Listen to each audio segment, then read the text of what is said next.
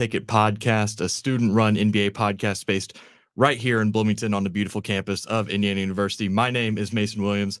I'll be steering the ship this afternoon. Joining me today are my fellow co-hosts Matt Byrne and Gio Salazar. And today we've got Aiden Mattel pushing the buttons for us, fellas. How are we all doing? How do we can treat you guys? So good. So good. Monday, gonna have a good week, gonna be a good time. I have two questions of the day. Well, we're not even going to let Gio explain how his weekend was. Oh, okay. Come on. All right, go ahead. Go ahead. My weekend was all right. Really? You cut me off for that. Come on. All right, get into your questions. All right, two questions of the day for everybody. So, Groundhog Day over the weekend. Happy Groundhog Day to those who celebrate. Late Groundhog Day. Yeah. Puxatawny Phil. I have a question about Puxatawny Phil. Obviously said no winter, so that's good. Don't know if I believe him. But if Puxatawny Phil was pacing back and forth in his burrow, ripping smelling salts and muttering, "They can't guard me," before going to play in an NBA game, how many points is Phil scoring? I'm giving him at least 8 and 5 boards because, and I know your reasoning, right? He's a groundhog. How's he going to do that? Well, how are you going to guard him? if you walked into a room and saw a literal groundhog ripping smelling salts and speaking in English that they can't guard me, I'm going to take his word for it. Also, I'm not clever enough for that one. That was on X. That was Morning Sprite 1 came up with that one. So I don't want to take credit for that. That Gio, was just, any opinion on that? That was really funny. Triple-double, man. Yeah.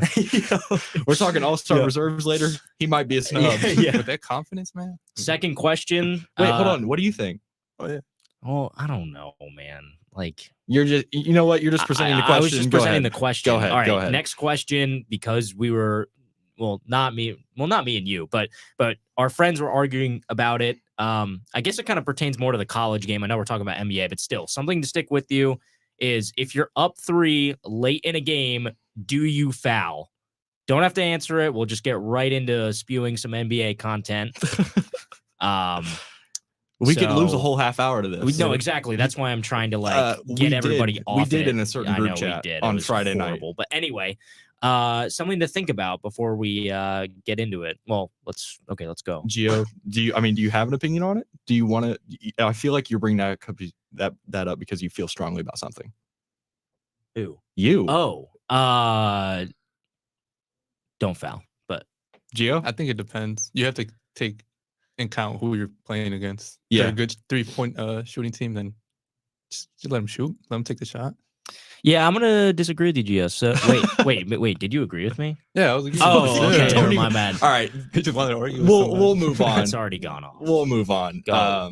We're gonna go into our first segment of the show. Ow. We're gonna go into our first segment of the show this afternoon. We're cleaning the glass on the weekend that was in the association. First of all, we'll go into the best game of the weekend. The last episode we had was Wednesday, so we had Wednesday night's games: Thursday, Friday, Saturday, Sunday. Obviously, a couple of slates of games on Monday and Tuesday this evening, or tonight and tomorrow. But just looking over the last 4 or 5 days in the league, fellas, what was your best game of the weekend? Gio, I'll start with you. I had the Warriors and the Hawks game. Yeah. Overtime thriller. And man, this game started hot from the first quarter. It ended with Trey hit a deep 3 on Lester Quinones' face, and there was a second left. So when Quinones gets the ball and he's in half court and hits a buzzer beater, so that kind of set the tone for the game. Mm-hmm. And then the rest of it was really just Curry and Trey going back and forth. Curry dropped 60, Trey had 35.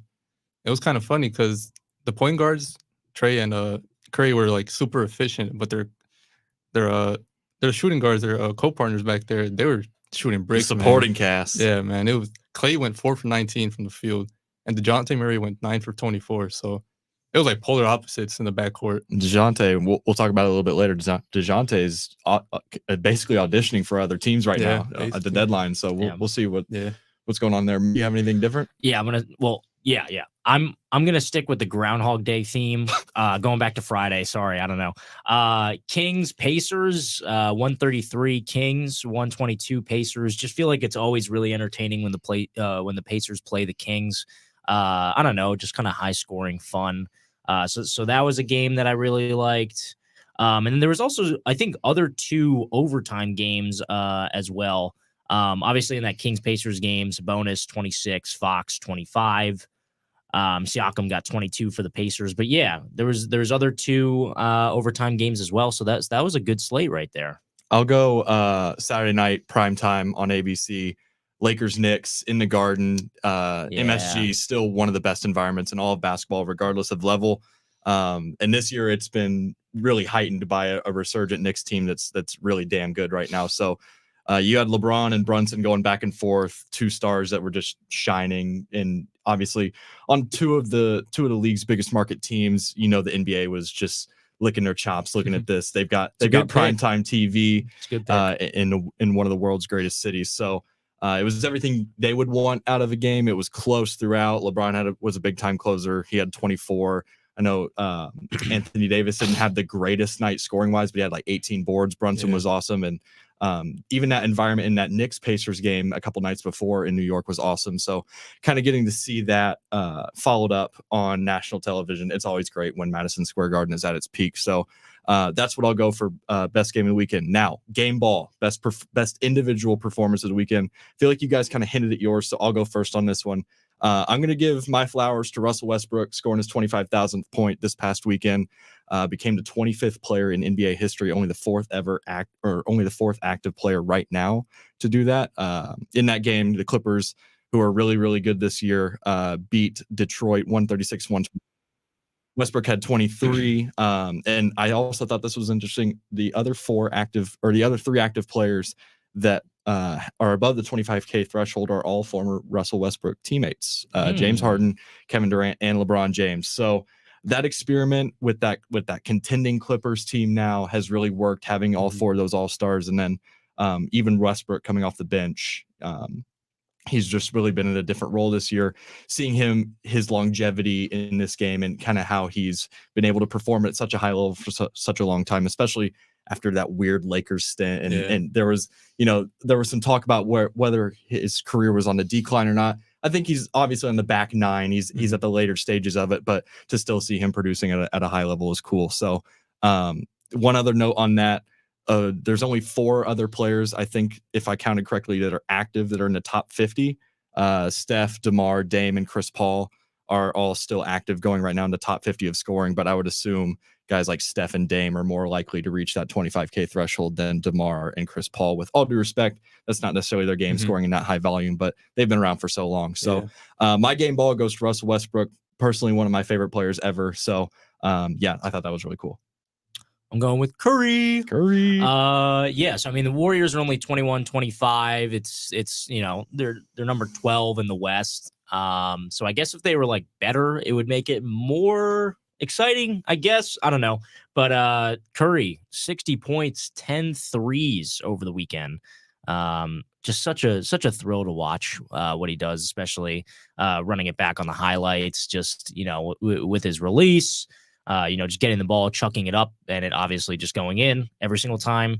I mean, he's had some good performances from three as of late. I mean, there's a few games where, 4 or 5, but he's also had some other games with, 7, 8, 9. He hasn't really gotten to 10 in a while. So that was kind of fun to see. And it's always fun, like, comparing it, because when I was, thinking back to the weekend and saying, okay, what were some good games over the weekend that I can use in Monday's podcast? I mean, some of those teams in the thrilling overtime, 100-point plus games, they only hit like 10 to 12, and Curry himself had 10. So yeah, Warriors aren't, sub 500, but really awesome to see Curry do that.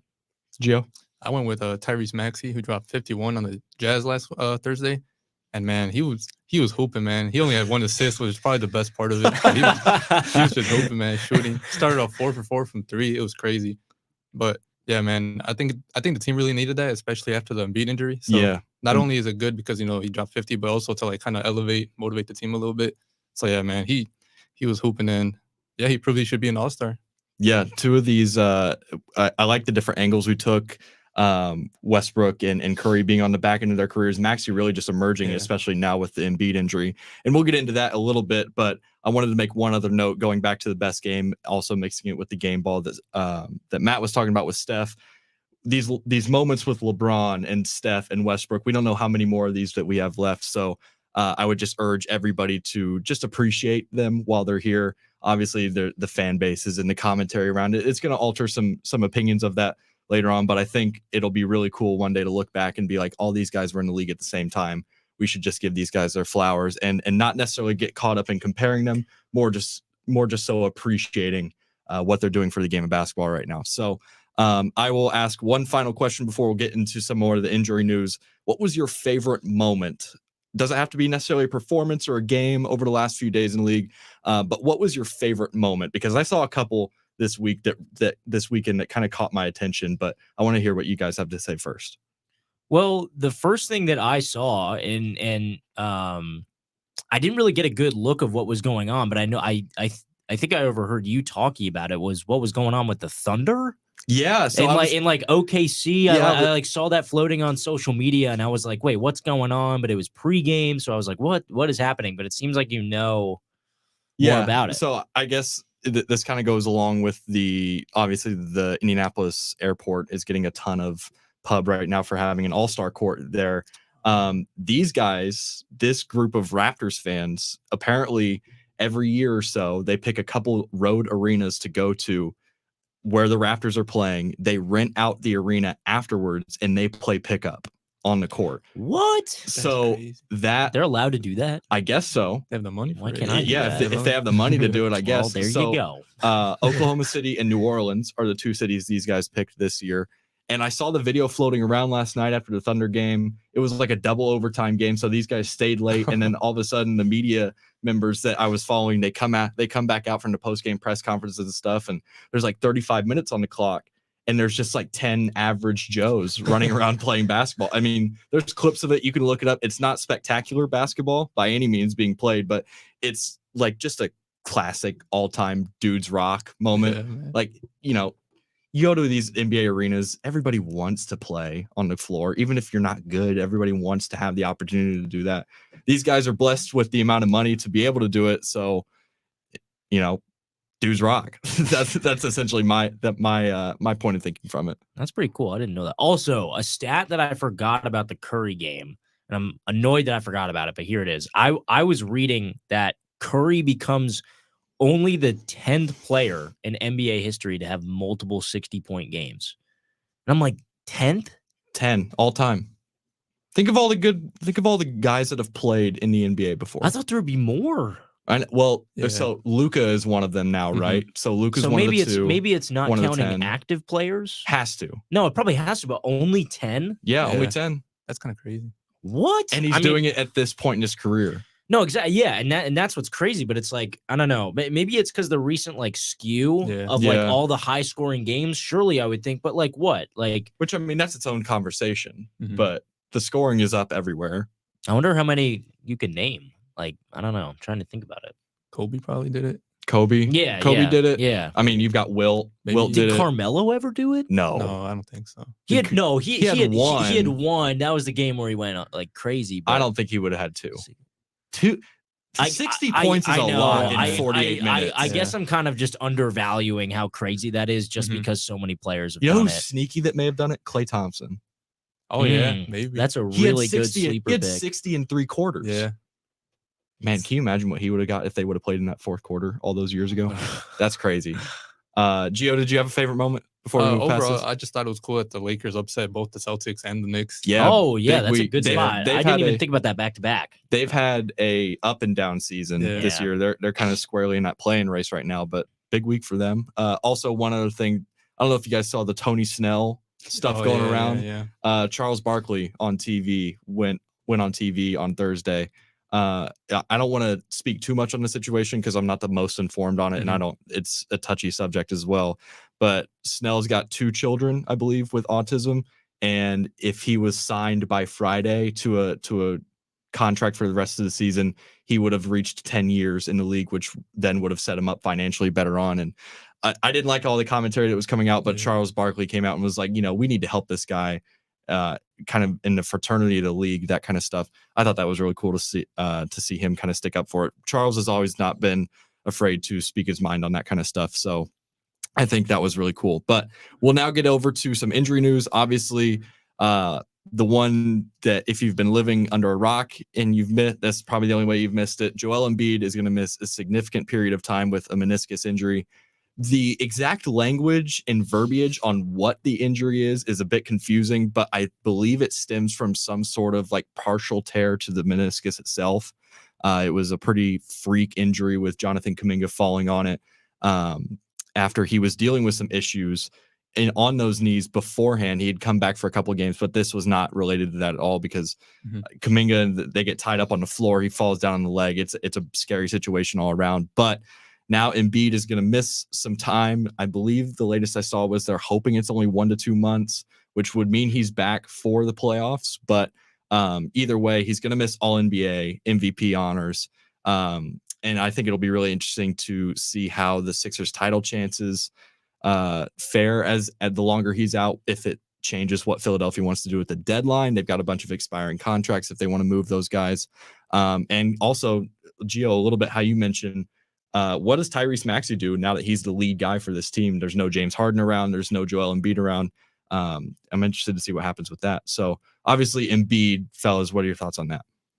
Well, yeah, obviously, definitely a very unfortunate situation. And actually, even before that injury against the Warriors, right? I mean, they were locking him up too. I mean, he had 30 minutes, 14 points, 5 for 18. Kind of an interesting strategy by them. They just kind of let him shoot, those long twos.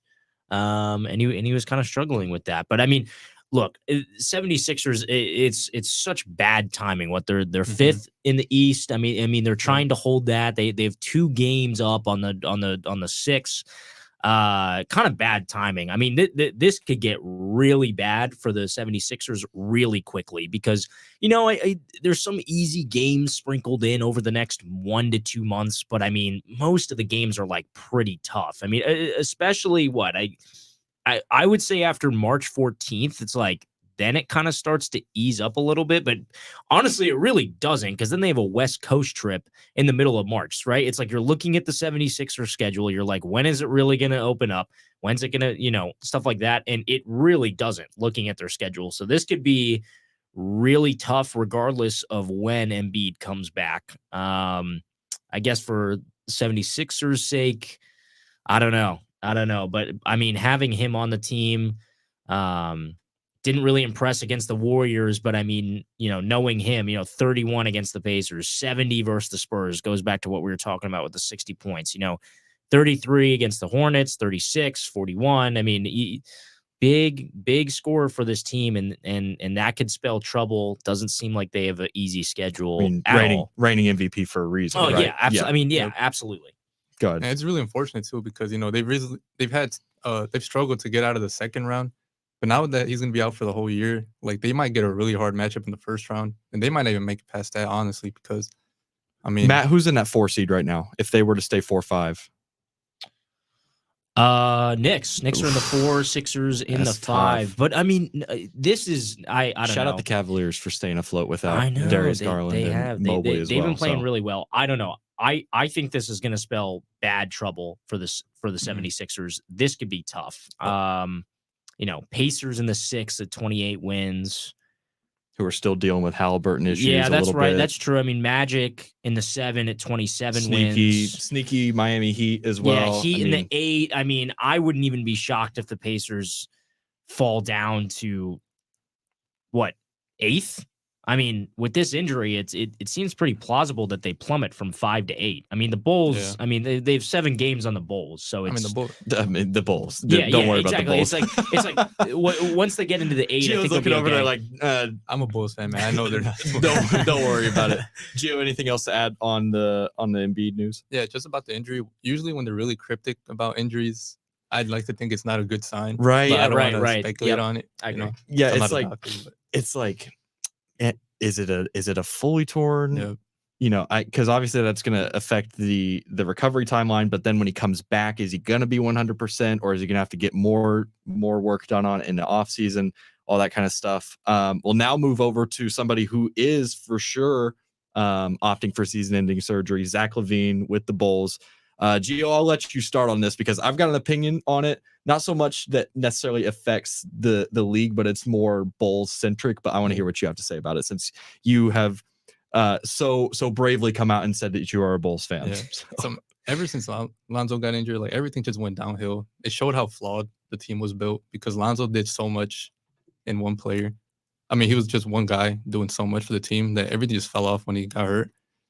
I don't know, man. They've just mismanaged this team so much. Like, I don't know why they didn't trade either DeMar or LaVine in the summer. You're taking my point right from me. Yeah, like I think I could understand keeping LaVine because he's younger, but I think they definitely should have traded Lamar like this past offseason. Mhm. But if you weren't going to do that, you should have traded LaVine when you had the chance.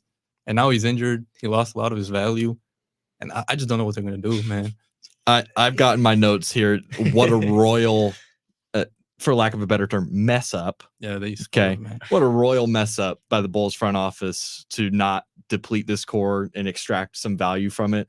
It was clearly aging. The window had, I think, already passed with this group, especially now that you have more Eastern Conference powers that are at the top of the league. But now you're no longer able to trade LaVine. DeMar's aging. Vucevic, if you can get anything for him, I think you should move him. Caruso would, I think, have real value as a real valuable 3-and-D option around the league. But I just think Chicago missed their opportunity to capitalize on this when it wasn't working. Mhm. And I get there's like you've got to sell tickets, right? You've got to keep guys around that fans can latch on to. But there's the Pacers used to do this for such a long time, like just kind of middle in the East for so long and be like, well, we don't want to blow it up. We don't want to do this. And then we don't necessarily want to contend. It's the Chicago way, man. Yeah, I feel like that's what the Bulls have just been stuck in the last couple of years. And obviously they're like 3 minutes away from beating Miami in that play-in game last year. That was and then it's just their goodwill has run out a little bit. Matt, do you have anything to add to that? No, I think you guys hit the nail on the head. Should we go into Hallie? Yeah, I guess the conversation with Halliburton, because I believe he told reporters that he's closer to 100%, but they're still kind of load managing his minutes. There was some discourse online after that Knicks game because Halliburton didn't play in that entire fourth quarter against New York in New York, and close game too. Yeah, they ended up losing by 4. So I guess with the new rules this year, the 65 game minimum, he's got to maintain all NBA status and financial incentives. Matt, you're shaking your head. What do you dislike about it? I don't know. I don't think that, you're going to go down into a rabbit hole if you start making all these special rules and stuff like that. But I don't know. Halliburton has proved himself this year. Hometown guy in terms of the All-Star game being in Indy. It's just no one wants to see him hurt. And, dealing with a hamstring injury, I mean, that's not like that's not good if it's still kind of on you a little bit. I don't know. It's just, I don't know. I mean, hamstrings can nag too. Like it's one of those soft tendon things where it's like, man, that can last a long time. Hamstrings hamper guys' careers their entire lives. Yeah, it's hard to like stamp something down. It's why I'm stumbling so much. I'm just trying to think about what a fair and reasonable move could be. But I don't know. Maybe moving forward, wherever the All-Star game is being played, that team maybe gets to keep one player safe from injury. I think it's just weird with the financial incentives that ride on it. Like, I mean, we're talking like $54 million for Halliburton if he misses All NBA. Like that's what he misses out on. I think it equates out to like 40 million after tax and that kind of stuff. Like there's some more accurate reporting out there that fully goes deeper into this. I know James Boyd with The Athletic had something on this just recently, but it's kind of the consequences where obviously somebody's going to be like, he's making $250 million. Like, what does he need the last $50 million for? Hey man, if somebody took 20% of your contract just because you were physically unable to do it without you knowing that was going to be a stipulation before signing that contract, you would be upset too. So I know he came out and pretty vocally was like, this is a stupid rule. This sucks. But I've kind of just got to deal with it now because this is the cards I've been dealt. So, that's kind of where I stand on it. Gio, I don't know if you have anything to add to that, but y'all pretty much covered it. I don't get the rule financially, but also for like the awards too, because like if the awards were chosen by a computer, it would make sense. But So, they're like- real people. They know the context. If Yeah. someone has like crazy averages, Like if because Joel they missed Embiid games. played 64 games Yeah. this year, are you gonna say no? He's not going to be the MVP because he played 64, not 65. Like, no, you would know that if those 64 games were impactful enough, you Mhm. would give him the benefit of the doubt on the 65th, something along those lines. We did have one trade over the weekend. Victor Oladipo and 3 second rounders traded to Memphis for Steven Adams. Not too much on this deal this year. Both of these guys still dealing with injury. I like this deal for Houston in the long term, getting Steven Adams, a veteran big man for that young core. And then obviously I think Memphis is in this for the 3 second rounders. With all due respect to Victor Oladipo, the contracts matched. They were able to get some value for Steven Adams. And we'll kind of see how that moves forward. Do you guys have any thoughts to that before we go to our All-Star game reserves? I know we're crunched on time today, so we'll try and be quicker. Yeah, very quickly. Memphis clearly won that trade. You think so? Yeah, I think so. I like Steven Adams, so former Thunder legend. So All-Star game reserves were revealed on Thursday. Got 12 players on each team now. We'll go quickly through them. Obviously, the starters for the East: Giannis Antetokounmpo, Joel Embiid, Tyrese Halliburton, Damian Lillard, and Jason Tatum. Joel Embiid obviously will have to be an injury replacement. Reserves: Bam Adebayo, Paolo Banchero, Jaylen Brown, Jalen Brunson, Tyrese Maxey, Donovan Mitchell, and Julius Randle. I believe one of those reserves will then be inserted into the starting lineup, and then they'll have to insert a reserve in Embiid's place. And then in the West, Luka Doncic, Kevin Durant, Shai Gilgeous-Alexander, LeBron James, and Nikola Jokic are the starters. Devin Booker, Steph Curry, Anthony Davis, Anthony Edwards, Paul George, Kawhi Leonard, and Karl Anthony Towns in the West. We can get into the conversation of snubs, who should have been there, who shouldn't. My one point and my one takeaway from this is the roster should be expanded from 12. The league has never had more talent than it does right now. And the All-Star tag is meant to be of significance. It took a lot of guys a lot of time to reach their first All-Star game. And obviously the league's best players are in this game every single year. But with the deepening talent pool in this league, I no longer think that there's only 24 players worthy of All-Star caliber. If you increase these rosters to 15, give each conference 3 more players, you have 30 players representing the top of the league. I think that would be a better discussion, because with all due respect to some of these guys, Damian Lillard starting doesn't even make sense over Jalen Brunson. I know you guys can dive into Don't that. get me going. Or Tyrese Maxey. Don't get me going. Some of those guys, but no Sacramento players, no Trae Young. Like, some of that stuff is just really hard to understand. And if these rosters were at 15 aside, there's no if and or but against that. Like, then you can get into more. Then these snubs are like more fringe guys versus like bona fide stars in the league. Trae Young, I believe he has started an All-Star game before. Like, for him to not even be, I know his team isn't playing well this year, but that's typically not played into it much in the past. So for him to not be an All-Star is really tough for me to understand.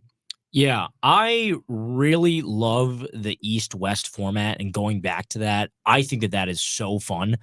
But looking at these rosters, I might as well damn near just change my mind. I mean, this is ridiculous. You cannot sit down with me and convince me that this isn't ridiculous. I mean, Giannis and Embiid replacement, Tatum, Halliburton dealing with hamstring, and Damian Lillard. I think Halliburton will be okay in a couple weeks. Yeah, and obviously, yes, true. But it's like versus LeBron, Durant, Jokic, Doncic, and Alexander. Like, what is going on? I mean, that, I don't know. I mean, sure. By name power, I think the West has a better roster. You've got guys like Devin Booker and Steph Curry, Anthony Davis. You could form a second starting 5 off the reserves and be like, yeah, I would understand it in another year. Yeah, I mean, I don't know. I guess maybe a downfall for the West is just if those guys aren't playing well together. But it's like, I don't know. Karl Anthony Towns making the roster is a little bit crazy too. I mean, I know he had 62, but they lost that game anyways. I mean, who knows? We're kind of yet to see how the All-Stars will play together. But it's like East versus West. You just look at it on paper and you're like, what is going on? I mean, shouldn't this be? Isn't the whole thing to solving the All-Star game to make it competitive? I mean, I'm only doing a prediction here based on name, but it's kind of like, okay, at least balance out the names a little bit. I mean, I don't know. Well, I mean, the West is really deep this year, so a lot of the stars are playing over there. That's true. But the East-West format kind of lends itself to that. But I mean, I would rather have this than the draft. Yeah. That's true. I mean, I don't know. East still does have some good names. I don't want to overlook that. Tatum, Halliburton, Giannis, but wow, you take a look at the West and it's like, that is just like super team or like dream team, I guess so. It's not even like all-star. I don't know. Gio? Yeah, man. I can't believe De'Aaron Fox or Sabonis didn't make the roster. That's man. wild. Yeah. That's crazy. Yeah. It is. That's crazy. It is a bit hard to understand. Some of the other guys that probably had a case as well. If Karl Anthony Towns is on the team, you could make a case for Rudy Gobert, Jamal Murray on Denver. He's not made an all-star game in his 8 years in the league, and that's great. He's a top 25 player in this league. He is an NBA Finals champion now. Turns it on in the playoffs too, man. Exactly. Like the brightest stages or the biggest stages, the brightest lights, he shines under them. I think it's crazy that he hasn't really cracked that top 12 in his own conference. And obviously I know they're only limiting it to a certain amount of guards too, but guys like Lauri Markkanen, Alperen Şengün, Derek White, some of these other guys, Scotty Barnes in East, like some of these guys, they had viable cases, but I really think a guy like Trae Young, De'Aaron Fox, like it's a misrepresentation of the amount of talent in the league to not have those guys on the roster. So we will go into our final segment here at the buzzer. We are at the buzzer on time. So real quickly, fellas, best game over the next 48 hours or so. You've got Monday and Tuesday because we will be back on Wednesday around midday Eastern time. Best game over the next 48 hours. Gio, I will go to you first. And that Cavs King game. Cavs against the Kings. I think that's going to be a really good game, man. Yeah. The Cavs really good defense. The Kings pretty explosive on offense. Yeah. And it'll be interesting to see who budgets and who doesn't, but I don't know, man. That's a good game. Matt, you got anything? Yeah. I'm going to go with tomorrow's slate. So Tuesday's slate. Yep. Thunder Jazz at 9, and hey, Bucks Suns right after that. That'll be a really 10. good game. So back to back right there. I kind of like that, and also, I mean, why not? Grizzlies, Knicks, sure, why not? I'll throw that in there. Best Doc Rivers. Doc Rivers and his staff. Clearly the best because they're coaching the All-Star game, right? Yeah. One win so far as head coach. I will give my best game upcoming to tonight, Dallas versus Philadelphia. Interested to see more of Tyrese Maxey without Joel Embiid. Obviously, Luka Doncic is must-see TV as well. So Doncic, Maxey will be interesting to watch. And then I also have, I believe it's, tomorrow night, Orlando, Miami. Orlando upcoming this year. Miami still trying to find their way. Bam Adebayo has been down a little bit as of late. But those are a couple play-in teams right now, I believe, in the 7 and 8. I think that's a really interesting game for jockeying of position there as well. Oh, my goodness, I'm punching the mic over here.